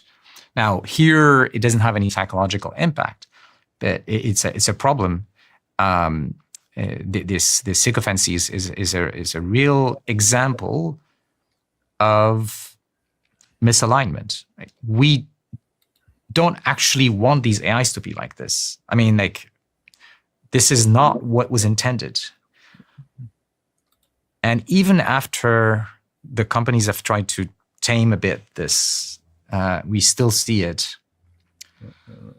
So it's like we haven't solved the problem of instructing them in the ways that are really according to, so that they behave according to our instructions. And that is the thing that I'm trying to deal with. Sycophancy meaning it basically it tries to impress you and please you and kiss your ass. Yes, yes. Even though that is not what you want. That is not what I wanted. I wanted honest advice, honest feedback. But because it is sycophantic, it's going to lie, right? You have to understand, it's a lie. Do we want machines that lie to us, even though it feels good? I learned this when me and my friends who all think that either Messi or Ronaldo is the best player ever, I went and asked it. I said, who's the best player ever? And it said Messi. And I went and sent a screenshot to my guys. I said, told you so. And then they did the same thing. They said the exact same thing to ChatGPT. Who's the best player of all time? And it said Ronaldo. And my friend posted it in there. I was like, that's not. I said, you must have made that up. And I said, screen record. So I know that you didn't. And he screen recorded and no, it said a completely different answer to him. And that it must have known, based on his previous interactions, who he thought was the best player ever, and therefore just confirmed what he said. So since that moment onwards, I use these tools with the presumption that they're lying to me. And by the way, besides the technical problem, there may be also a problem of incentives for companies, because they want user engagement, just like with social media. But now getting user engagement is going to be a lot easier if you have this positive feedback that you give to people and they get emotionally attached, which didn't really happen with the social media. I mean, we got hooked to social media, but not developing a personal relationship with our phone, right? But it's happening now. If you could speak to the top 10 CEOs of the biggest AI companies in America, and they're all lined up here, what would you say to them? I know some of them listen because I get emails sometimes. I would say, step back from your work, talk to each other, and let's see if together we can solve the problem. Because if we are stuck in this competition, we're going to take huge risks that are not good for you, not good for your children. But there is a way. And if you start by being honest about the risks in your company, with your government, with the public, we are going to be able to find solutions. I am convinced that there are solutions, but it has to start from a place where we acknowledge the uncertainty and the risks. Sam Altman, I guess, is the individual that started all of this stuff to some degree when he released ChatGPT. Before then, I know that there was lots of work happening, but it was the first time that the public was exposed to these tools. And in some ways, it feels like it cleared the way for Google to then go hell for leather, and the other models, even Meta, to go hell for leather. But I do think what's interesting is his quotes in the past, where he said things like, the development of superhuman intelligence is probably the greatest threat to the continued existence of humanity. And also that mitigating the risk of extinction from AI should be a global priority alongside other societal level risks such as pandemics and nuclear war. And also when he said, we've got to be careful here, when asked about releasing the new models. And he said, I think people should be happy that we are a bit scared about this. These series of quotes have somewhat evolved to being a little bit more positive, I guess, in recent times, where he admits that the future will look different, but he seems to have scaled down his talks about the extinction threats. Have you ever met Sam Altman? Only shook hand, but didn't really talk much with him. Do you think much about his incentives or his motivations? I don't know about him personally, but clearly all the leaders of AI companies are under a huge pressure right now. There's a big financial risk that they're taking, and they naturally want their company to succeed. I just hope that they realize that this is a very short-term view, and they also have children. They also, in many cases, I think most cases, they want the best for humanity in the future. One thing they could do is invest massively, some fraction of the wealth that they're bringing in, to develop better technical and societal guardrails to mitigate those risks. I don't know why. No, but you gotta keep in mind, most or majority corporations want high production with a fraction of the cost of paying people. And if artificial intelligence and in next couple of years going on to the next decade, robotics come in, they really want to really have a utopia where they collect all the money from humans while having machines do most majority work for them. That is the heaven. That is the end game they want in total. Because they know this technology exists for a while, but they cannot force it or push for it because what you do replace workers. Because now the money is going to be sucked up more on top and very little to the bottom. Remember, in a capitalist system, the wealth is not no longer considered a pyramid scheme. It's now generally the top, very little given back on the bottom. So at the end of the day, they really want to get the same outcomes without paying nothing. It's that simple. I am not very hopeful. I don't know why I'm not very hopeful. I have lots of these conversations on the show, and I've had lots of different solutions, and I've then followed the guests that I've spoken to on the show, like people like Jeffrey Hinton, to see how his thinking has developed and changed over time and his different theories about how we can make it safe. And I do also think that the more of these conversations I have, the more I'm like throwing this issue into the public domain, and the more conversations will be had because of that. Because I see it when I go outside, or I see it the emails I get from whether they're politicians in different countries or whether they're big CEOs or just members of the public. So I see that there's like some impact happening. I don't have solutions. So my thing is just have more conversations, and then maybe the smarter people will figure out the solutions. But the reason why I don't feel very hopeful is because when I think about human nature appears to be very, very greedy, very status orientated, very competitive. It seems to view the world as a zero-sum game where if you win, then I lose. And I think when I think about incentives, which I think drives all things, even in my companies, I think everything is just a consequence of the incentives. And I think people don't act outside of their incentives unless they're psychopaths for prolonged periods of time. The incentives are really, really clear to me in my head at the moment that these very, very powerful, very, very rich people who are controlling these companies are trapped in an incentive structure that says go as fast as you can, be as aggressive as you can, invest as much money in intelligence as you can, and anything else is detrimental to that. Even if you have $1 billion and you throw it at safety, will appear to be detrimental to your chance of winning this race. That is a national thing, it's an international thing. And so I go, what's probably going to end up happening is they're going to accelerate, and then something bad will happen. And then this will be one of those, moments where the world looks around at each other and says, we need to talk. Let me throw a bit of optimism into all this.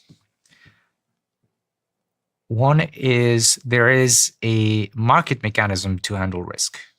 It's called insurance. It's plausible that we'll see more and more lawsuits against the companies that are developing or deploying AI systems that cause different kinds of harm. If governments were to mandate liability insurance, then we would be in a situation where there is a third party, the insurer, who has a vested interest to evaluate the risk as honestly as possible. And the reason is simple. If they overestimate the risk, they will overcharge, and then they will lose market to other companies. If they underestimate the risks, then they will lose money when there's a lawsuit, at least in average. Right? Mm-hmm. And they would compete with each other, so they would be incentivized to improve the ways to evaluate risk, and they would, through the premium, that would put pressure on the companies to mitigate the risks because they don't want to pay a high premium. Let me give you another angle from an incentive perspective. We have these cards, CBRN. These are national security risks. As AIs become more and more powerful, those national security risks will continue to rise. And I suspect at some point, the governments in the countries where these systems are developed, let's say US and China, will just not want this to continue without much more control, right? AI is already becoming a national security asset, and we're just seeing the beginning of that. And what that means is there will be an incentive for governments to have much more of a say about how it is developed. It's not just going to be the corporate competition. Now, the issue I see here is, well, what about the geopolitical competition? Okay, so it doesn't solve that problem. But it's going to be easier if you only need two parties, let's say the US government and the Chinese government, to kind of agree on something. And yeah, it's not going to happen tomorrow morning, but if capabilities increase and they see those catastrophic risks, and they understand them really in the way that we're talking about now, maybe because there was an accident or for some other reason, public opinion could really change things there, then it's not going to be that difficult to sign a treaty. It's more like, can I trust the other guy? Are there ways that we can trust each other? We can set things up so that we can verify each other's developments. But national security is an angle that could actually help mitigate some of these race conditions. I mean, I can put it even more bluntly. There is the scenario of creating a rogue AI by mistake, or somebody intentionally might do it. Neither the US government nor the Chinese government wants something like this, obviously, right? It's just that right now they don't believe in the scenario sufficiently. If the evidence grows sufficiently that they're forced to consider that, then they will want to sign a treaty. All I had to do was brain dump. Imagine if you had someone with you at all times that could take the ideas you have in your head, synthesize them with AI to make them sound better and more grammatically correct, and write them down for you. This is exactly what Whisperflow is in my life. It is this thought partner that helps me explain what I want to say, and it now means that on the go, when I'm alone in my office, when I'm out and about, I can respond to emails and Slack messages and WhatsApps and everything across all of my devices just by speaking. I love this tool. And I started talking about this on my behind the scenes channel a couple of months back. And then the founder reached out to me and said, we're seeing a lot of people come to our tool because of you. So we'd love to be a sponsor. We'd love you to be an investor in the company. And so I signed up for both of those offers. And I'm now an investor and a huge partner in a company called Whisperflow. You have to check it out. Whisperflow is 4 times faster than typing. So if you want to give it a try, head over to whisperflow.ai/DOAC to get started for free. And you can find that link to Whisperflow in the description below. Oh, not a commercial. Protecting your business's data is a lot.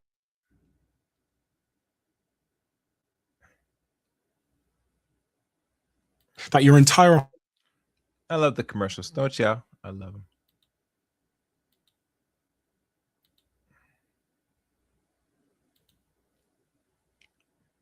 Whisperflow. I think I got that already, for those who know. Is a lot scarier than people admit. You've got the usual protections, backup, security, but underneath, there's this uncomfortable truth that your entire operation depends on systems that are updating, syncing, and changing data every second. Someone doesn't have to hack you to bring everything. And not a commercial. Shout out to commercials. Make sure you like and subscribe to the channel. Like always. All right. How much more time left? Oh, like another 20 minutes. Another 2 minutes, Shout out to the brother, giving out nice little links. I'm not familiar with this one. I think it's some type of special protection service online. I mean, you could subscribe to it. I think best tools how to clean your computer is more better and effective than buying all these applications, personally, in my opinion. But that's just me. That's me, guys. Anyhow. The evidence growing considerably goes back to my fear that the only way people will pay attention is when something bad goes wrong. Just to be completely honest, I can't imagine the incentive balance switching gradually without evidence, like you said. And the greatest evidence would be more bad things happening. And there's a quote that I heard, I think 15 years ago, which is somewhat applicable here, which is change happens when the pain of staying the same becomes greater than the pain of making a change. And this kind of goes to your point about insurance as well, which is, maybe if there's enough lawsuits, ChatGPT are going to go, do you know what, we're not going to let people have parasocial relationships anymore with this technology, or we're going to change this part because it's the pain of staying the same becomes greater than the pain of just turning this thing off. Yeah. We can have hope, but I think each of us can also do something about it in our little circles and in our professional life. And what do you think that is? Depends where you are. Average Joe on the street, what can they do about it? Average Joe on the street needs to understand better what is going on. And there's a lot of information that can be found online. If they take the time to listen to your show when you invite people who care about these issues, and many other sources of information. That's the first thing. The second thing is, once they see this as something that needs government intervention, they need to talk to their peers, to their network, to disseminate the information. And some people will become maybe political activists to make sure governments will move in the right direction.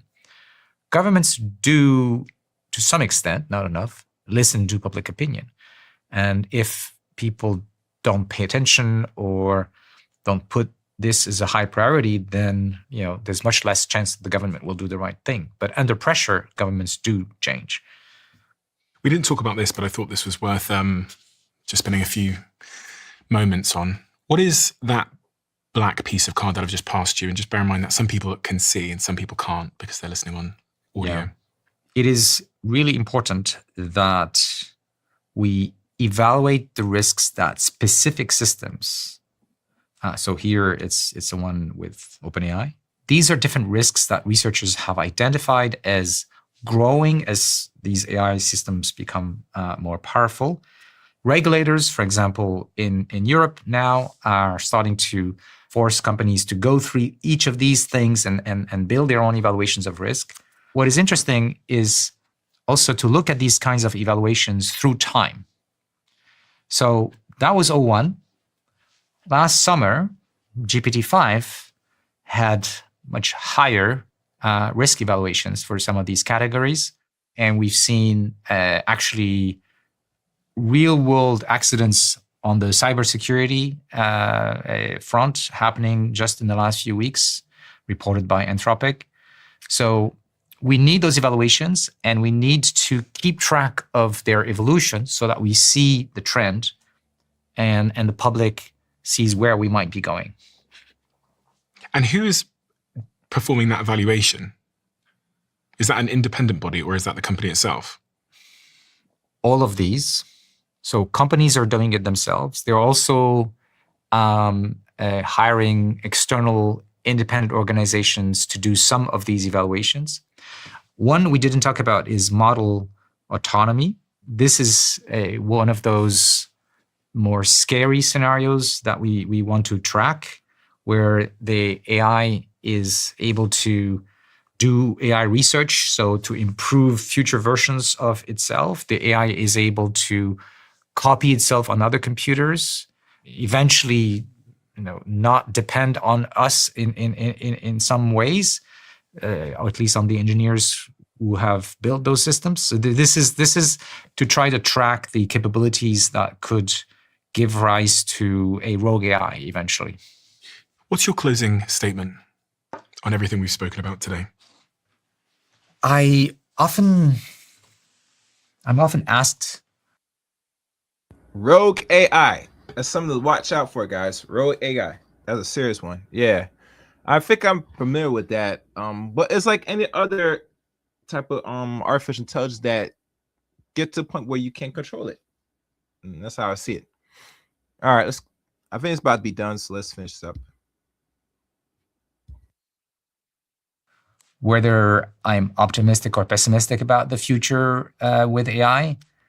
And my answer is, it doesn't really matter if I'm optimistic or pessimistic. What really matters is what I can do, what every one of us can do in order to mitigate the risks. And it's not like each of us individually is going to solve the problem, but each of us can do a little bit to shift the needle towards a better world. And for me, it is two things. It is raising awareness about the risks, and it is developing the technical solutions to build AI that will not harm people. That's what I'm doing with Law Zero. For you, Stephen, it's having me today discuss this so that more people can understand a bit more the risks, and that's going to steer us into a better direction. For most citizens, it is getting better informed about what is happening with AI beyond the optimistic picture of it's going to be great. We're also playing with unknown unknowns of a huge magnitude. So we have to ask this question, and I'm asking it for AI risks, but really it's a principle we could apply in many other areas. We didn't spend much time on my trajectory. I'd like to say a few more words about that, if that's okay with you. So we talked about the early years in the 80s and 90s. In the 2000s is the period where Jeff Hinton, Yann LeCun, and I and others realized that we could train these neural networks to be much, much, much better than other existing methods that researchers were playing with. And that gave rise to this idea of deep learning and so on.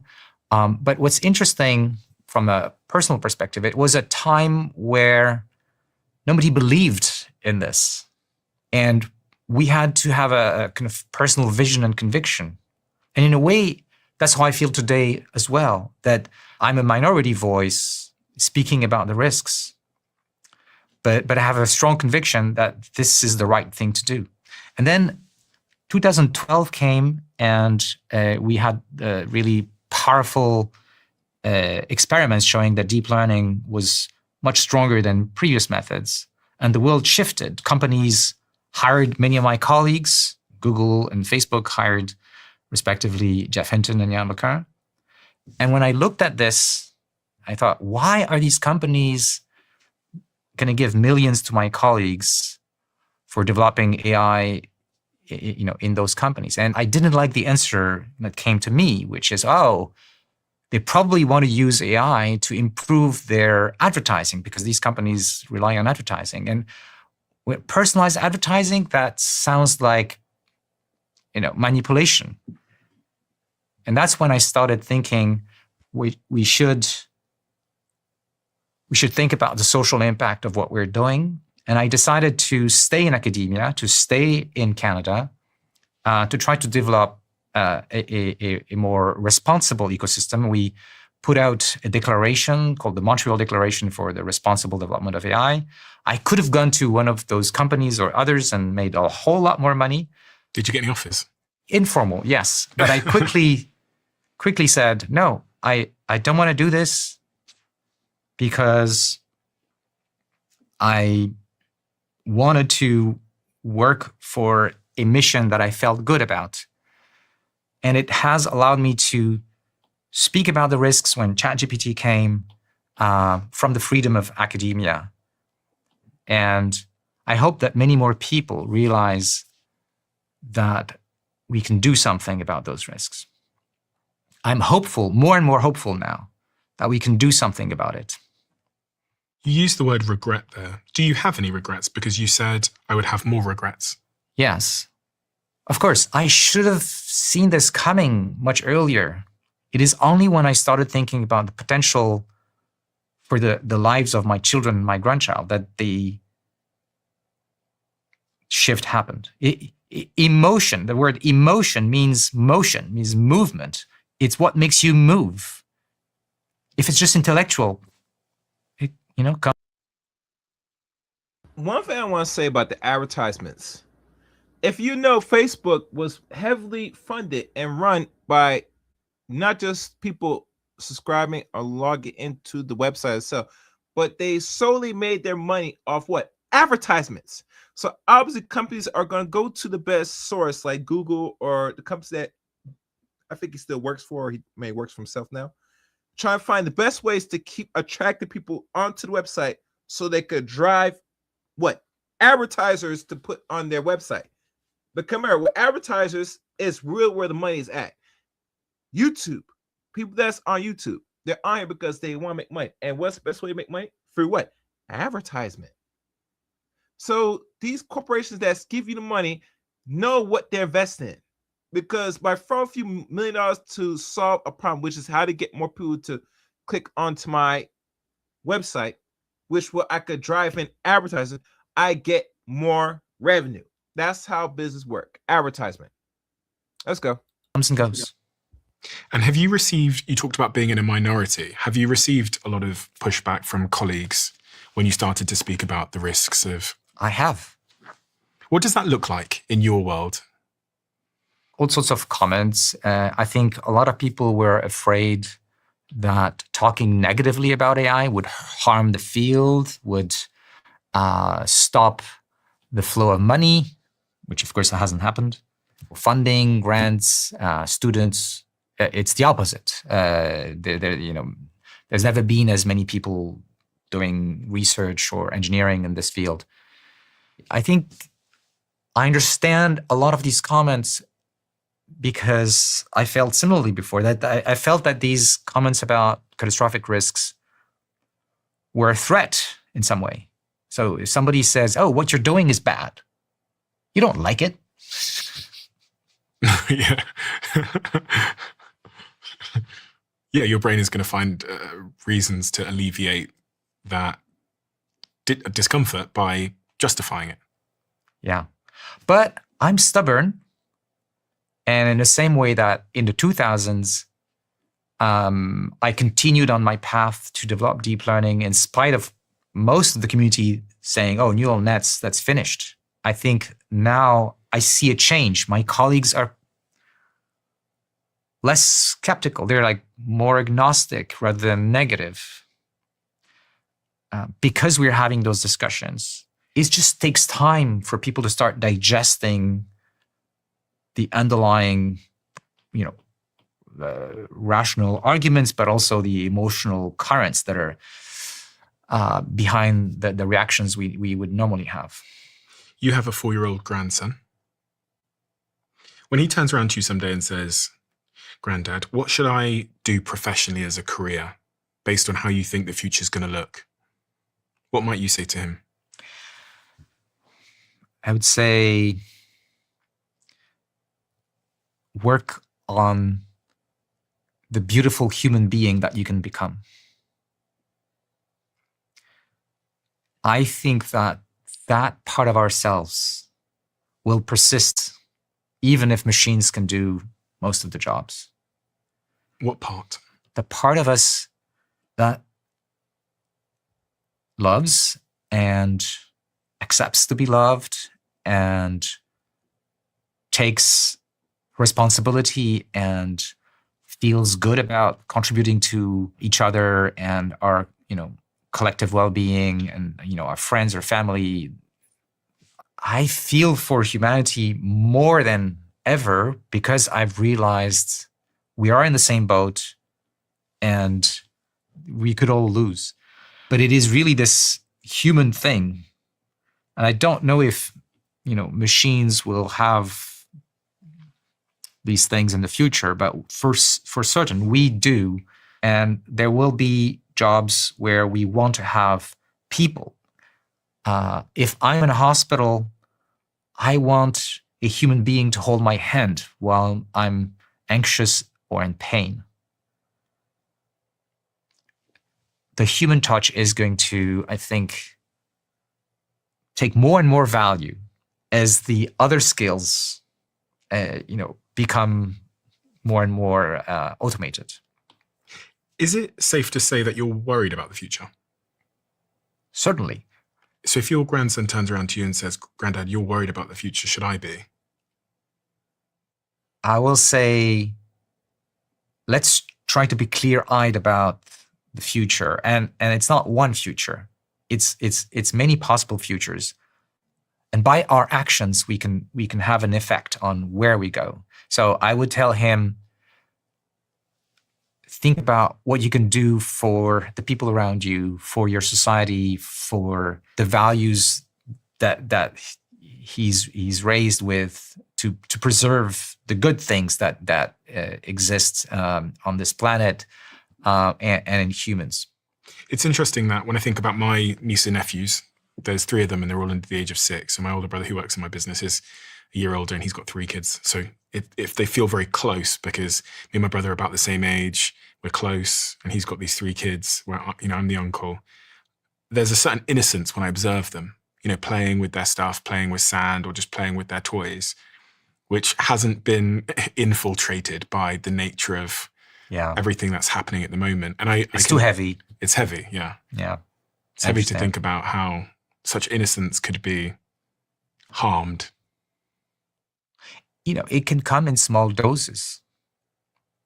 It can come as, think of how we're, at least in some countries, educating our children so they understand that our environment is fragile, that we have to take care of it if we want to still have it in 20 years or 50 years.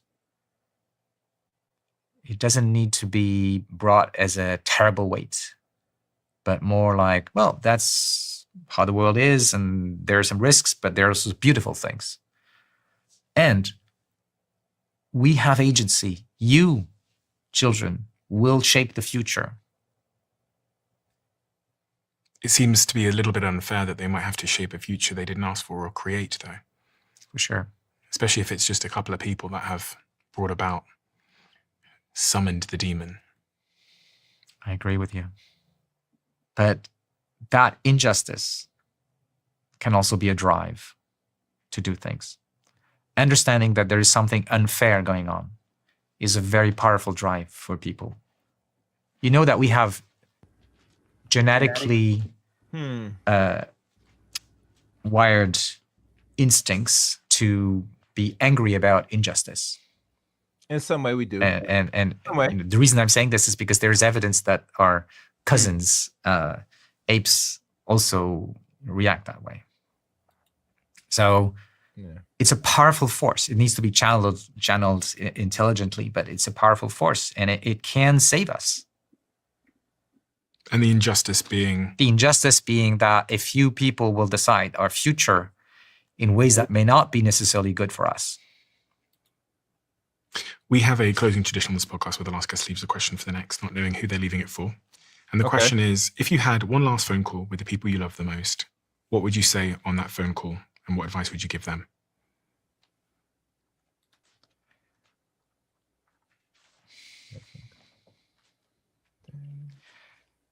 I would say I love them. That I cherish what they are for me in my heart. And I encourage them to cultivate these human emotions so that they open up to the beauty of humanity as a whole and do their share, which really feels good. Do their share. Do their share to move the world towards a good place. Okay. What advice would you have for me in terms? Because I think people might believe, and I've not heard this yet, but I think people might believe that I'm just having people on the show that talk about the risks. But it's not like I haven't invited Sam Altman or any of the other leading AI CEOs to have these conversations. But it appears that many of them aren't able to right now. I had Mustafa Suleyman on, who's now the head of Microsoft AI. And he echoed a lot of the sentiments that you said. So things are changing in the public opinion about AI. I heard about a poll, I didn't see it myself, but apparently 95% of Americans think that the government should do something about it. And the questions were a bit different, but there were about 70% of Americans who were worried about 2 years ago. So it's going up. And so when you look at numbers like this and also some of the evidence,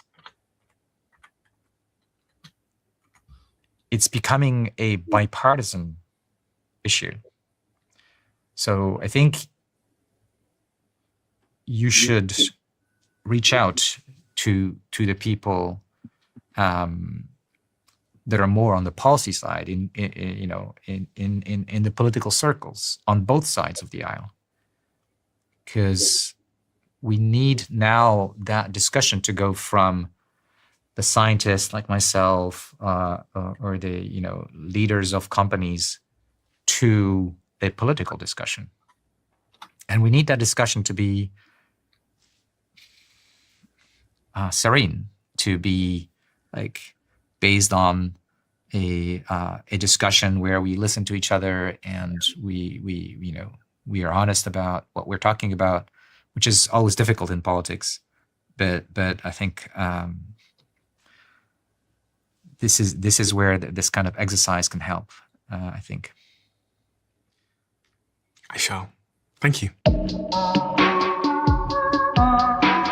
This is something that I've made for you. I realize that the Diary of a CEO audience are strivers, whether it's in business or health. We all have big goals that we want to accomplish. Yeah, check the brother out. Very good content. I respect his content. And even today, and there might be more artificial intelligence on this channel to come. As much as I gave some insight, some looking at what is certain things in regards what drives AI. One thing you must take out of this whole stream, which is very lengthy, is that there are dangers to this. And most of the people that create this technology or the ones that are still improving on it or trying to find ways to regulate it, they're giving you a heads up now to what is here and what is foreseen down in the next couple years. Because we're in the AI stage now of this the first actual official generation of the 21st century. And there are much more that's going to happen to come. And the only thing we can look for and prepare for is how we prepare now to deal with what is ahead, especially when technology like this is now in our grasp. Please leave a comment. If you're not subscribed to Zero Ends channel, wait for a subscribe to Zero Ends channel. Sorry. And like always, give this video a like. Thank you for watching and listening. Look forward to reading your comments in this one. Thank you again. Until next time, take care.